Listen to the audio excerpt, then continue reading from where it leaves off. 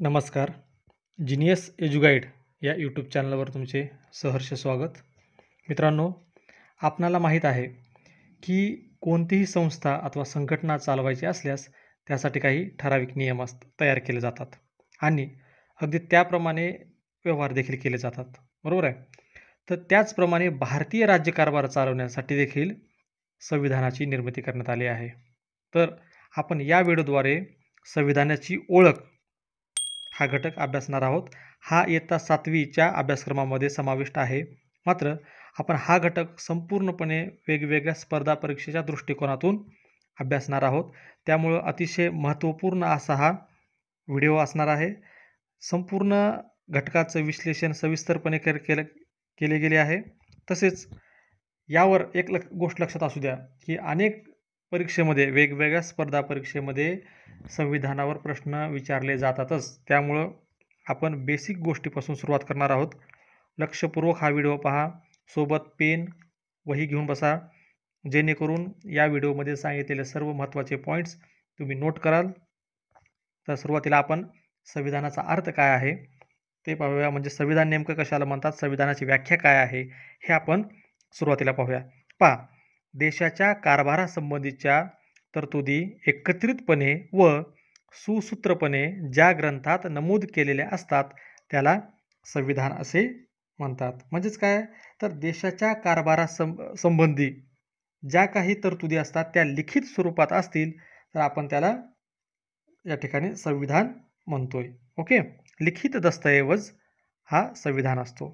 म्हणजेच काय, तर संविधानाचं महत्त्व काय आहे, तर संविधानातील ज्या तरतुदी असतात त्या तरतुदीनुसारच राज्यकारभार करणे हे शासनाला बंधनकारक असते. ओके, तर आपल्या भारताने जे संविधान स्वीकारले होते ते सुरुवातीला मूळ संविधान जे होते त्यामध्ये काळानुसार, वेळेनुसार, गरजेनुसार बदल करण्यात आले होते. तर आपण या ठिकाणी सर्वात महत्त्वाचा पॉईंट पाहणार आहोत, तो म्हणजे मूळ संविधानामध्ये नेमके कोणत्या तरतुदी होत्या. पहा, अतिशय इम्पॉर्टंट पॉईंट आहे. अनेक परीक्षेमध्ये यावर प्रश्न विचारला जात असतो.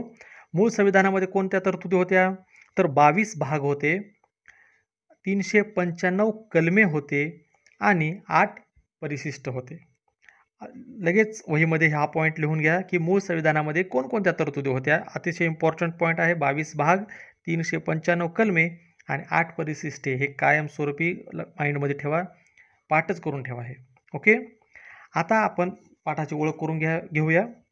पहा, कुटुंब असो, शाळा असो, गाव, शहर यांचे जे व्यवहार होतात हे सुरळीतपणे चालण्यासाठी काही नियम, काही संकेत आपण पाळत असतो. बरोबर? तर कुटुंबात जे नियम असतात किंवा शाळा, गाव, शहरात जो नियमानुसार कारभार चालत असतो, हे नियम कसे असतात, मर्यादित स्वरूपाचे असतात. पण देशाचे जे नियम, कारभारासंबंधी जे नियम असतात ते कसे असतात, व्यापक स्वरूपाचे असतात. आता या ठिकाणी आपल्याला प्रश्न पडतो की देशाचे जे नियम आहेत किंवा देशाचा जो कारभार चालतो तो नेमकं कोणत्या तरतुदीनुसार चालतो. ह्या तरतुदी कुठं मेन्शन केलेल्या आहेत, कोणत्या ठिकाणी लिहून ठेवल्या आहेत, हा मुद्दा आपल्याला या ठिकाणी या पाठामधून आपल्याला समजणार आहे. आणि हे नेमके नियम कशा प्रकारे तयार केले, या नियम हे संविधान तयार करण्यामध्ये आपणाला नेमके कोणाकोणाचे योगदान लाभले, काय काय कष्ट हे संविधान तयार करत असताना पडले, हे देखील या पाठामध्ये आपण पाहणार आहोत. ओके, पहा, संविधानाचा आपण आताच अर्थ पाहिला की देशाच्या कारभारासंबंधीच्या ज्या तरतुदी एकत्रितपणे व सुसूत्रपणे ज्या ग्रंथामध्ये नमूद केल्या आहेत त्याला आपण संविधान म्हणतो. राईट? देशाच्या राज्यकारभारासंबंधीचा लिखित नियमांचा लिखित दस्तऐवज हा संविधान आहे. ठीक आहे. आणि महत्त्वाचा मुद्दा या ठिकाणी आहे की संविधानामध्ये ज्या तरतुदी केल्या आहेत त्या तरतुदी म्हणजेच मूलभूत कायदा असतो. ठीक आहे. त्यामुळे संविधानास विसंगत ठरतील असे जर कायदे शासन करत असेल तर न्यायमंडळ ते कायदे रद्द करू शकते. बेसिक गोष्ट आहे की शासन असे कायदे करूच शकत नाही. आणि जर कायदे चुकून करण्यात आले संविधानाच्या तरतुदीला विसंगत असलेले तर न्यायमंडळ, न्यायपालिका ते कायदे रद्दबातल करू शकते. इतका मोठा अधिकार संविधानाने न्यायपालिकेला, न्यायमंडळाला दिलेला आहे. ओके. आता आपल्या संविधानामध्ये, भारताच्या संविधानामध्ये कोणकोणत्या तरतुदी आहेत?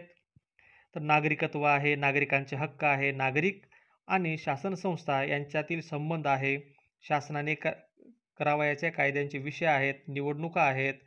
त्यानंतरच त्यासोबतच शासनावर नेमकं कोणत्या प्रकारच्या मर्यादा आहेत, शासन राज्यकारभार करत असताना कोणत्या प्रकारच्या मर्यादा पाळायचे आणि केंद्र शासन आणि राज्य शासन यांचे नेमका अधिकार क्षेत्र कोणते आहे याबाबतीचा उल्लेख संविधानामध्ये सविस्तरपणे केलेला आहे. आणि मित्रांनो, एक लक्षात घ्या की अनेक देश आहेत जगामध्ये ज्यांनी राज्यकारभार संविधानानुसार करण्याचं तत्व स्वीकारले आहे. पण एक गोष्ट आहे ती म्हणजे की प्रत्येक देशाचे संविधान हे काय असते, वेगवेगळे असते. मात्र जरी संविधान वेगवेगळे असले तरी देशाच्या कारभारांचे नियम व तरतुदी या कशा असतात, व्यापक स्वरूपाच्या असतात. प्रत्येक देशाचं उदाहरण जर आपल्याला या ठिकाणी पाहायचं असेल तर एक उदाहरण आपण समजू शकतो की अमेरिका या देशाचे संविधान 1789 मध्ये या देशाने संविधानाची अंमलबजावणी केली आहे. फक्त 7 कलमे यामध्ये आहेत आणि हे लिखित स्वरूपामध्ये आहे. ज्याप्रमाणे भारताचं संविधान लिखित स्वरूपात आहे तशा प्रकारेच अमेरिका या देशाचं संविधान देखील लिखित स्वरूपात आहे. मग या ठिकाणी एक मुद्दा लक्षात येईल की बाबा काही देशांचे संविधान हे लिखित आहेत आणि असे काही देश आहेत ज्यांचं संविधान हे लिखित स्वरूपात नाहीत. ते देखील आपण पुढे पाहणार आहोत. तर या ठिकाणी महत्त्वाचा मुद्दा काय लक्षात ठेवायचा, अमेरिकेचा जर प्रश्न विचारला की अमेरिकेचं संविधान हे लिखित स्वरूपात आहे, ट्रू ऑर फॉल्स किंवा चूक की बरोबर, तर या ठिकाणी लक्षात ठेवायचं आहे की अमेरिकेचं संविधान हे 7 कलमांचं आहे. 1789 मध्ये संविधानाचा अंमल झाला आहे आणि लिखित स्वरूपामध्ये हे संविधान आहे. म्हणजे जवळपास 225 वर्षापेक्षा अधिक काळापासून संविधानाच्या नियमानुसार आज तागायत राज्यकारभार अमेरिकेचा चालतोय. अतिशय महत्त्वाचा मुद्दा आहे. यानंतर आपण पाहूया की देशाचा कारभार पाहत असताना इंग्लंड देशाचा, ज्याप्रमाणे अमेरिकेचा आपण कारभार पाहिला त्यामध्ये काय पाहिलं की अमेरिकेचे जे संविधान आहे हे लिखित स्वरूपात आहे, 7 कलमे आहे. मात्र या ठिकाणी एक लक्षात घ्या आता मुद्दा की लंडन किंवा इंग्लंड या देशाचा जो कारभार आहे तो कशा प्रकारे आहे, तर या ठिकाणचे जे संविधान आहे हे अलिखित स्वरूपात आहे. म्हणजेच हा राज्यकारभार कशा प्रकारे चालतो, तर त्या ठिकाणी रूढी असतील, कारभार चालवण्याचे जे काही जुन्या परंपरा असतील, जुने संकेत असतील त्यावर आधारित या ठिकाणी राज्यकारभार चालतो. म्हणजे आज देखील इंग्लंड या देशामध्ये राणी महाराणीचे जे सरकार, सर्वोच्च पदावर महाराणी असते त्या ठिकाणी, हे आपल्याला बातम्यामधून वगैरे माहिती असेल किंवा आपण पुस्तकात कुठं वाचले देखील असेल. ओके. त्यामुळे लक्षात काय ठेवायचं आहे, अमेरिका आणि इंग्लंड या दोन देशांमधला फरक काय आहे की अमेरिकेचे संविधान लिखित आहे, इंग्लंडचे अलिखित आहे, लिहिलेलं नाही आहे. अमेरिकेमध्ये संविधान जे आहे ते 7 कलमी संविधान आहे आणि इंग्लंडचे संविधान हे कोणतेही कलम नाहीत, फक्त जुन्या काळापासून चालत आलेल्या रूढी परंपरा यावर आधारित राज्यकारभार त्या ठिकाणी चालतो. ओके.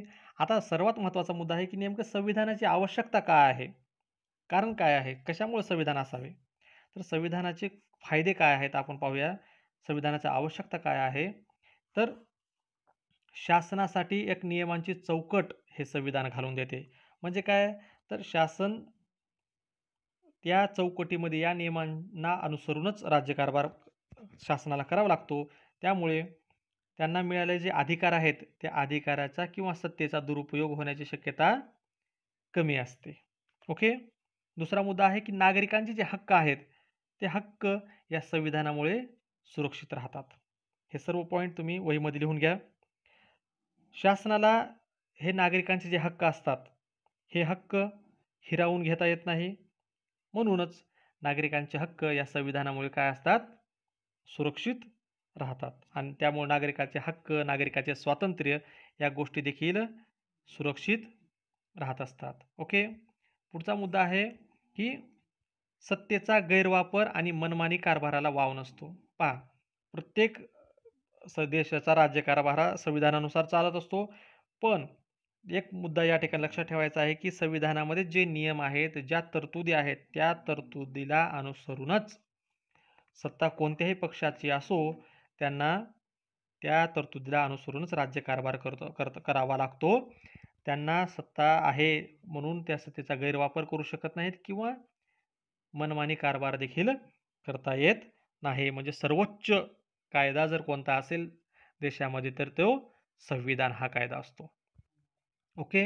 आणि दुसरा संविधानाचा फायदा काय होतो, तर सामान्य माणसाचा शासनावरचा विश्वास वाढतो. का वाढतो विश्वास सामान्य माणसाचा शासनावरचा? तर त्याचं कारण असं आहे, की संविधानानुसार, नियमानुसारच कारभार चालतो. त्यामुळे सामान्य माणसाला विश्वास वाढतो नक्कीच शासनावरचा वाढेल, की शासन आपणाला फसवणार नाही किंवा शासन त्यांच्या सत्तेचा गैरवापर करणार नाही. म्हणून शासनावरचा या ठिकाणी विश्वास सामान्य माणसाचा वाढतो. त्यासोबतच इतर देशासमोर आदर्श निर्माण होतो. पहा, आपल्या भारत देशाचं जे संविधान आहे, हे जगातील सर्वात मोठं संविधान म्हणून गणलं जातं आणि अनेक देश त्यांचे संविधान निर्माण करत असताना भारताच्या संविधानाचा एक उदाहरण म्हणून, रेफरन्स म्हणून देखील भारताचे संविधान वापरले जाते. त्यामुळेच आपण या ठिकाणी म्हणू शकतो, की भारताच्या संविधानाची फायदा काय आहे, तर इतर देशासमोर आदर्श निर्माण झालेला आहे. त्यासोबतच नागरिकांना ज्याप्रमाणे हक्क मिळतात, त्याचप्रमाणे नागरिकांना स्वतःच्या कर्तव्याची जबाबदारी निश्चित करण्याचं काम देखील ह्या संविधानाद्वारे केलं जातं. ठीक आहे. हे मुद्दे जे आहेत, हे संविधानाची आवश्यकता काय किंवा संविधानाचे नेमके फायदे काय आहेत, हा प्रश्न जर विचारला असेल, तर या ठिकाणी हे सर्व मुद्दे तुम्हाला लिहिता आले पाहिजेत. त्यामुळे लक्षपूर्वक हे सर्व मुद्दे व्यवस्थितपणे वहीमध्ये लिहून घ्या. आता पुढचा मुद्दा आहे, की राज्यकारभार म्हणजे काय? इतका वेळ आपण पाहिलं, की देशाचा राज्यकारभार संविधानानुसार चालत असतो. मग नेमकं राज्यकारभारामध्ये कोणकोणत्या बाबी समावलेल्या असतात? तर यामध्ये लक्षात असू द्या, देशांच्या सीमारेषाचे संरक्षण करणे, परकीय आक्रमणापासून जनतेचे रक्षण करणे, यापासून ते दारिद्र्य निर्मूलन,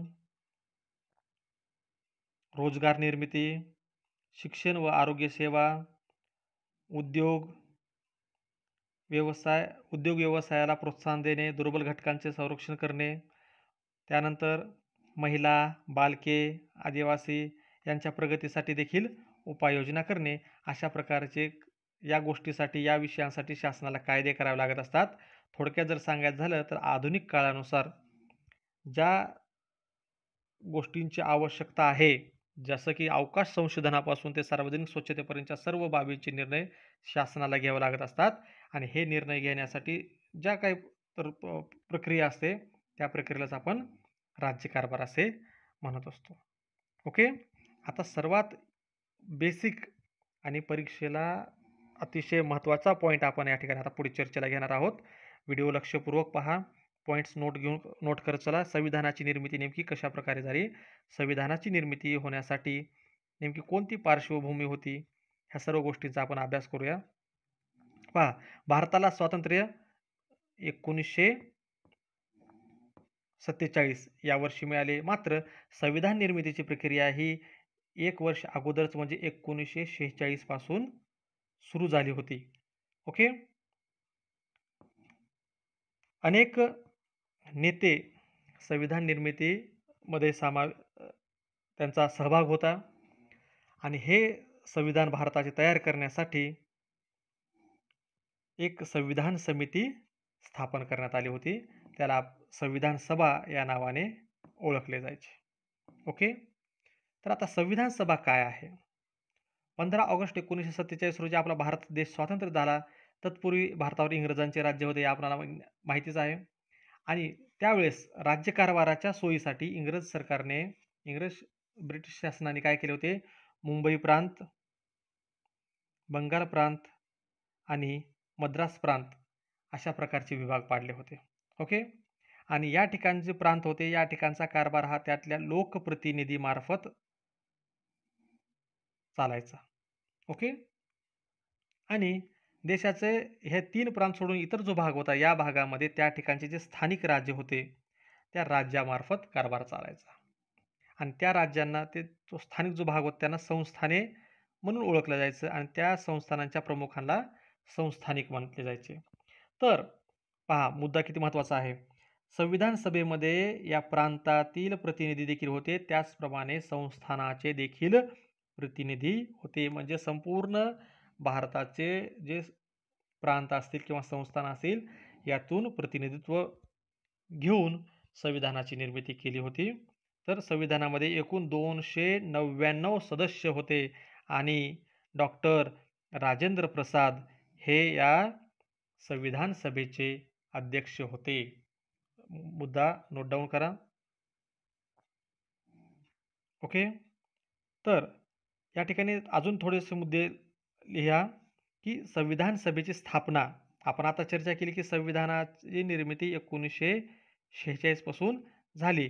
मग संविधानास सभा जी निर्माण केली गेली होती, याची पहिली बैठक ही 9 डिसेंबर 1946 या दिवशी झाली. यावर प्रश्न हमखास विचारला जात असतो.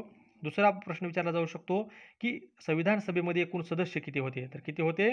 299 सदस्य होते. संविधान सभेचे अध्यक्ष कोण होते? Write down the point. अध्यक्ष कोण होते? डॉक्टर राजेंद्र प्रसाद होते. आणि हा एक अतिशय महत्त्वाचा प्रश्न, अतिशय महत्त्वाचा मुद्दा आहे की मसुदा समिती म्हणजे संविधान सभेच्या अंतर्गत वेगवेगळ्या समित्या स्थापन करण्यात आल्या होत्या वेगवेगळे काम करण्यासाठी. तर त्यापैकी एक समिती होती मसुदा समिती. तर मसुदा समितीचे अध्यक्ष हे डॉक्टर बाबासाहेब आंबेडकर होते आणि डॉक्टर बाबासाहेब आंबेडकरांचं संविधान निर्मितीमध्ये अतिशय मोलाचं योगदान होतं. त्यामुळंच संपूर्ण भारत देश डॉक्टर बाबासाहेब आंबेडकर यांना भारतीय संविधानाचे शिल्पकार या भूमिकेमधून पाहते. म्हणजे भारतीय संविधानाचे शिल्पकार असा जर प्रश्न विचारला तर आपल्या तोंडातून आपसूक निघाले पाहिजे, डॉक्टर बाबासाहेब आंबेडकर हे भारतीय संविधानाचे शिल्पकार आहेत. अनेक संविधानाचा मसुदा सभेपुढे मांडणे, प्रत्येक मुद्द्यावर कलमवार चर्चा करणे, त्यासोबतच वेगवेगळ्या दुरुस्त्या, वेगवेगळे प्रश्न, त्या प्रश्नांना उत्तर देण्याचे काम, संविधान सभेने सुचवलेल्या ज्या काही सूचना असतात त्या सूचनेनुसार मूळ मसुद्यामध्ये फेरबदल करणे, अशा प्रकारचे अनेक महत्त्वाचे काम डॉक्टर बाबासाहेब आंबेडकर यांच्या मसुदा समितीने केले आहे आणि यामध्ये डॉक्टर बाबासाहेब आंबेडकरांचे अतिशय मौल्यवान योगदान आहे. म्हणूनच त्यांना भारतीय संविधानाचे शिल्पकार असे म्हणतात. ओके. यानंतर संपूर्ण संविधान तयार झाल्याच्या नंतर या संविधानाचा देशाने स्वीकार केव्हा केला? 26 नोव्हेंबर 1949 या दिवशी भारताने किंवा संविधान सभेने देशासमोर 26 नोव्हेंबर 1949 रोजी संविधान सादर केले, अर्पण केले देशासाठी. आणि हा दिवस आपण संविधान दिन म्हणून साजरा करतो. 26 नोव्हेंबर हा जो दिवस आहे हा संविधान दिन म्हणून साजरा करतो, कारण त्या दिवशी संविधानाचा स्वीकार केला गेला आहे. मात्र संविधानाची अंमलबजावणी ही 26 जानेवारी 1950 या तारखेपासून झाली होती आणि म्हणून हा दिवस आपण प्रजासत्ताक दिन म्हणून साजरा करत असतो. ओके. तर संविधान निर्माण करण्यासाठी किती कालावधी लागला? हा देखील प्रश्न परीक्षेमध्ये विचारला जातो की 2 वर्ष 11 महिने आणि 17 दिवस. काही पुस्तकामध्ये 18 दिवस दिलेला आहे, मात्र महाराष्ट्र शासनाच्या या पुस्तकामध्ये 2 वर्ष 11 महिने 17 दिवस इतका कालावधी संविधान निर्माण करण्यासाठी लागलेला आहे. त्यामुळे हा मुद्दा तुम्ही काय करायचा आहे? लक्षात ठेवायचा आहे. ओके. वाटलं तर नोट डाऊन करा हा मुद्दा की संविधान निर्माण करण्यासाठी 2 वर्ष 11 महिने 17 दिवस इतका कालावधी लागला होता. आणि मित्रांनो, या ठिकाणी एक महत्त्वाचा मुद्दा नोट डाऊन करा की संविधान सभेमध्ये नेमके कोणकोणते सदस्य होते.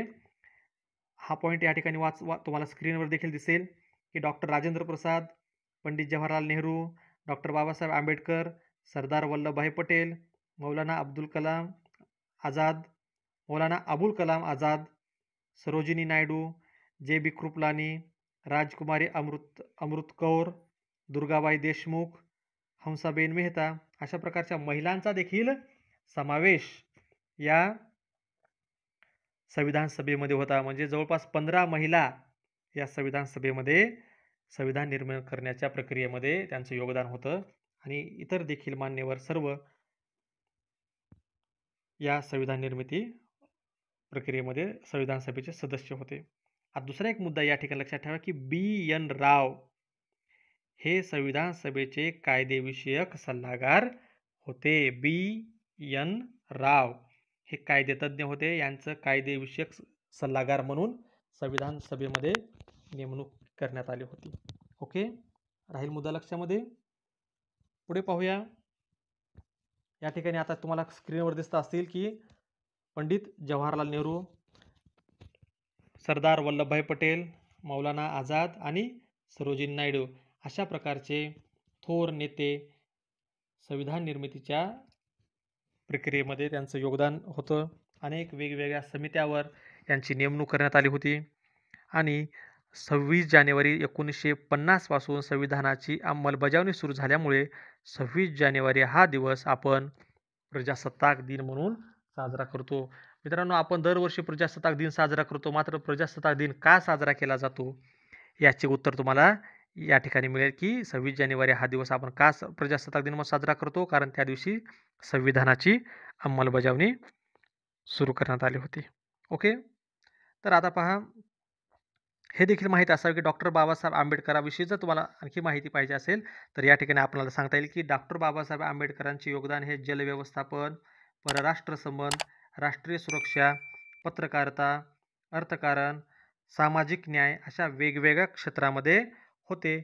म्हणूनच अतिशय विद्वान अशा व्यक्तीच्या हातून संविधानाची निर्मिती झाली आणि भारताला एक सदृढ असं संविधान अर्पण त्यांच्यामार्फत करण्यात आलं. या ठिकाणी तुम्ही अजून एक इमेज पाहू शकता की भारतीय संविधानाचा मसुदा डॉक्टर आंबेडकरांमार्फत संविधान सभेचे अध्यक्ष डॉक्टर राजेंद्र प्रसाद यांना सादर करण्यात आला होता. आणि या ठिकाणी लक्षात काय ठेवायचं आहे की 26 नोव्हेंबर 1949 या दिवशी संविधान स्वीकारण्यात आला आणि 26 जानेवारी 1950 या दिवशी संविधानाची अंमलबजावणी झाली. हे मुद्दे तुम्ही लक्षात ठेवा. अतिशय महत्त्वाचा हा व्हिडिओ आहे. थोडासा व्हिडिओ मोठा झाला आहे, मात्र सर्व मुद्दे या ठिकाणी परीक्षेच्या दृष्टिकोनातून कव्हर करण्याचा आपण प्रयत्न केला आहे. सर्व पॉईंट्स नोट डाऊन करा, व्हिडिओ पुन्हा पहा, पॉईंट्स पाठ करा. हा व्हिडिओ तुम्ही इतका वेळ लक्षपूर्वक पाहिल्याबद्दल मनापासून धन्यवाद. मित्रांसोबत देखील हा व्हिडिओ शेअर करा.